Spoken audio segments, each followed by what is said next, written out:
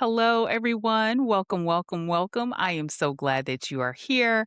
I am Dr. Ebony L. Baylor, host, curator, and creator of the HR to HR podcast, From Hell Raising to Human Respect.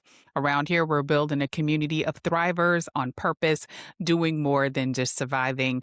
If you are new, welcome. If you've been with me for a while, welcome back. And real quick, do me a favor, please like, follow, subscribe, and share this conversation to make sure that it reaches people. Today, I'm very excited to be bringing you this topic. We're talking about shifts in the atmosphere and how we need to pay attention. We're not talking about the weather, folks. We are literally talking about when things start feeling different in the workplace, not one-offs, not just isolated instances, but patterns that signal something has changed. And so we're going to discuss the signs and signals of shifts. We're also going to understand what over why the common causes of some of these atmospheric shifts and what to do and how to prepare. So let's dive in. Before we get into the meat and the potatoes, if you've been watching the previous episodes, you may notice I look a little different. Yes, I have cut my hair, just the season of transition in many ways. And so, in addition to hot flashes, listen, I just had to make some different decisions here. But if you're watching on a video, let me know what you think. All right. All right, now what we're really here to talk about. Let's dive in. Pay attention. There's a shift in the atmosphere. So, when you are working, you get into a rhythm. You form relationships. You are in tuned to the culture of the workplace, and you're able to pretty quickly know when something is wrong. Whether if it's bad news, if a meeting went sideways, or if your leader is just emoting on something. You can usually pick up on it, and whatever the situation may be, you can move through it. Probably think, I'll just keep my head down. Just gonna do my job. It ain't got nothing to do with me. It'll be fine tomorrow. It could be a moment here and there. If we're using the weather as an analogy, it's like a temporary thunder shower, right? The storm moves in, makes a little noise, a little thunder, a little drizzle, even some heavy drops temporarily. But then it's back to business as usual. That's not a big deal, right? Now, imagine all that was just described. A meeting went sideways. Your leader is emoting, but this time it feels very targeted. Conversations, interactions, emails, meetings are hitting real different. It's not just a one-off, but now it's pretty consistent. It's ongoing. Ladies and gentlemen, here are your signs and signals. Communication, whether in tone, frequency, or the content shifts. Meetings you were once looped into, you're now left out of. Decisions you once owned, you own no longer. Email tone starts to look and sound like a documentation trail on performance. Your accomplishments, your impacts are all minimized. Even you operating the way you always have, now it's scrutinized with a new lens. And even your best of intentions are now punitive. Signs and signals. Those are what those are. We unfortunately miss them because we're trying to figure out what we did wrong. Why is this happening? And are hell bent on fixing whatever it is. See, when you're a high performer or an overachiever, surely in your mind, you're like, this can be fixed. I can overcome this. Whatever this is not going to define the situation. But I hate to break it to you. You can't. The shift in the atmosphere is bigger than you. It is stronger than you. Another weather analogy, it is you standing in a calculated swirl of a tornado. And the swirl of a tornado is the visible rotating mass of dust, dirt, the destroyed materials that are at the ground. Okay. You're standing in it at that point. Here's where you have to gain some understanding on what has happened. See, long before the conversations, interactions, emails, meetings started to change, there were conversations about you, about your performance. A narrative was created. This narrative was fueled, supported, subscribed to, and includes a very intentional activation plan, all designed to rattle you, have you question yourself, have you question your capabilities, have you question your abilities. This is the hard truth, and you never see it coming, right? No one is going to come to you and say, You're so great, and we appreciate your ability so much that we're going to run a press on you, make you uncomfortable, gaslight you, rattle your brain a bit, mess up your nervous system, and screw with your confidence.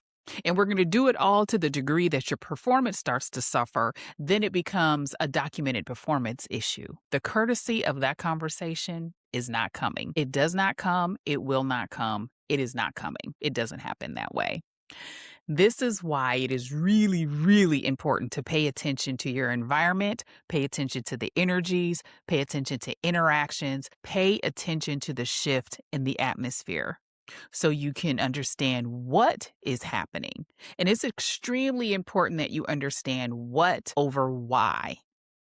Understand what is happening over why. Hear me clear. Trying to understand why, rationale the why, determine the why will cause you to lose sleep, cause depression, cause you to shrink, sending your nervous system into shock. Understanding what is happening will help you discern and decide what your next steps should be. It is natural to want to understand the why. Maybe you spoke up about something. Maybe you spoke up truthfully. Maybe you challenged a position or challenged a thought of some sort. You questioned something or someone. Maybe someone is intimidated by your abilities because they lack. Maybe you're gaining status and influence and presence, and now you're a threat to someone else's brand or image. You being your true and authentic self, it has now become a problem. So now the conversations, the narrative building, the character crashing, the calculated attacks are mapped and activated to manage you out, either by causing you to struggle to perform or causing you to quit. Understand this. If you are a high performer, have never had performance issues, and constantly delivered, and now you are experiencing this, no, it is not you. Many times it is the inabilities, insecurities of others, and unfortunately, rather than dealing with themselves, there are employers, leaders, coworkers who will create and reinforce these conditions because they can. That's the sad part. We know that just because you can do something, it does not mean that you should. It's not right. It's not even justifiable, but it happens a lot. Paying attention to the shifts, understanding the situation will allow you the ability and the power to prepare for your next steps. What are your next steps? Can you weather the storm? Can you keep your head down? Possibly, but you need to count the cost to your well-being. It is difficult to perform at the top of your brand when in hell-raising environments. Toxic environments create chaos, unpredictability, and emotional whiplash. Research from the American Psychological Association emphasizes grounding yourself in small areas of control. The things that you can control, your routines, your boundaries, your pace, and your personal organization.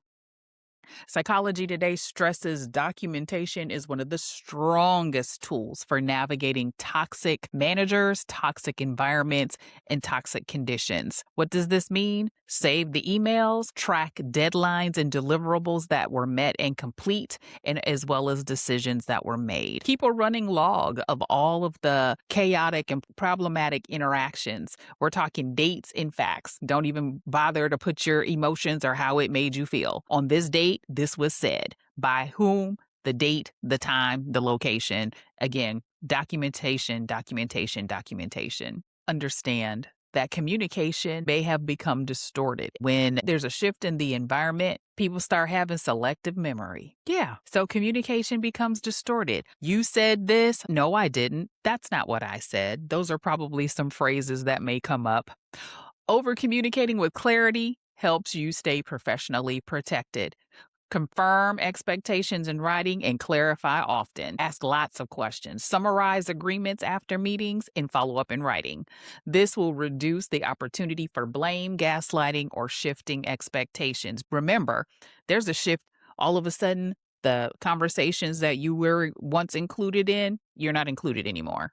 Meetings and decisions that you would have been a part of, you're not included anymore. Again, there's all these backdoor and behind the scenes conversations that are happening, and all of it has to do with making you look like you're the problem.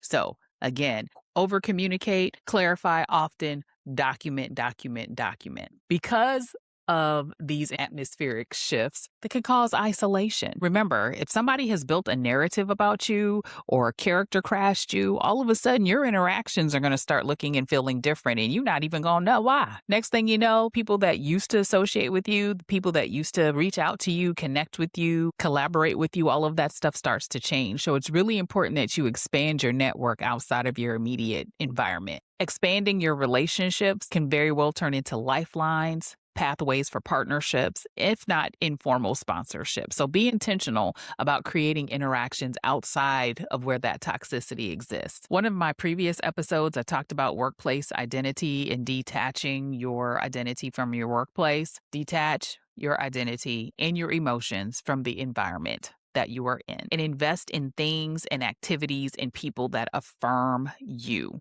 and nurture you. Remember, these atmospheric changes cause destabilization, right? They jack up your nervous system. They will have you second guessing yourself, have you second guessing your greatness. And there is nothing that should have that kind of power. So take it back. Detach, detach, detach. And detachment in this instance is self-preservation. It is not disengagement. There's a statistic that shows toxic workplaces increase the risk of major diseases by 35%. That is insane. 35%. When employees are experiencing in a toxic work environment, major diseases increase by 35%. We're talking about messing up your sleep, messing up your mood. Physical health is deteriorating. That is not normal stress. That is a sign that the environment is crossing into a lane of harm. Okay. And so that is not where we want to be. That is not where you want to be. Lastly, any career coach, any life coach, any coach is going to tell you, baby, dust off your resume, lean into agency, and plan for a quiet exit.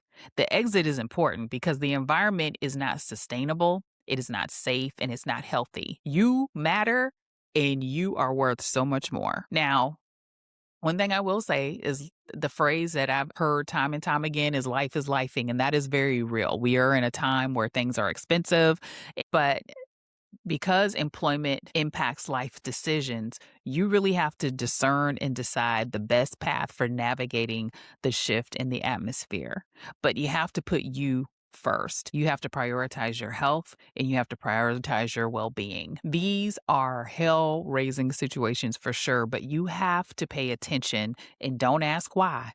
Recognize what is happening and take the necessary steps for self-preservation. It's unfortunate that these things happen. And a lot of times where I've seen these instances shared with me, read about stories, 9 times out of 10, the insecurities and the intimidation of someone else that causes them to create these situations that either make you not perform to the level that you're performing, make you shrink, or make you quit. Ultimately, situations that try to manage you out. It's unfortunate. You don't deserve it. Offering you a workplace word of wisdom for today. Throughout this episode, I've used the analogy of weather, so I'll stick with that. We all like fair warning when the weather is going to change, so we can prepare. If there's going to be a thunderstorm, you might change the timing in which you leave. If it's going to rain, you certainly may take an umbrella. If you live in a climate where it's going to snow, listen, you might have your snow boots, your snowsuit, shovel, all of the things. But unfortunately, there is no forecast for when you become the target of an insecure work environment. When the atmosphere changes, you're not the problem. The environment is. I hope this episode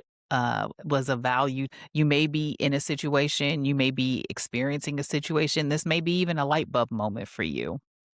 Just remember, it's not you, especially if you've been performing the way that you've always been performing. Now, all of a sudden, it's different. It's received different. The energies that you're getting is different. It's not you, it's the environment. Listen, if this episode is resonating with you, please make sure that you like, follow, subscribe, and share.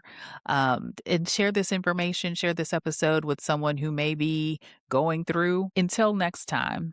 Stay respected by being respectful.